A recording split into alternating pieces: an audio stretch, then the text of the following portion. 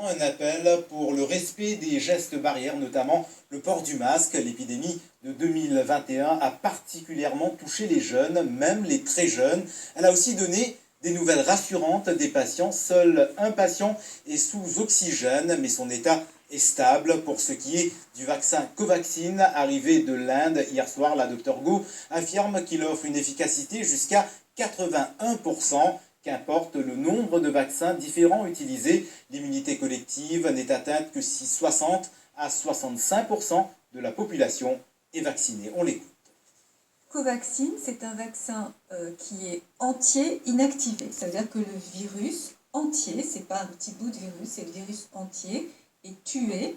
Et c'est la totalité donc, de ce virus qui va être injecté par ce vaccin. Et je précise que ce virus tué a été associé à un adjuvant qui lui permet d'avoir des valeurs immunitaires beaucoup plus importantes, c'est-à-dire de conférer non seulement une bonne immunité morale, de faire des bons anticorps, mais d'avoir aussi une très bonne immunité cellulaire. Des cellules de notre corps peuvent aller tuer les cellules qui sont infectées par le virus pour arrêter la production du virus par les cellules de notre corps. Est-ce que le fait d'avoir recours à plusieurs vaccins a une incidence sur l'immunité collective?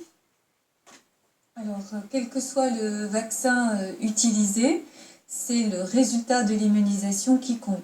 Eh bien, tout le monde a recours à des vaccins différents.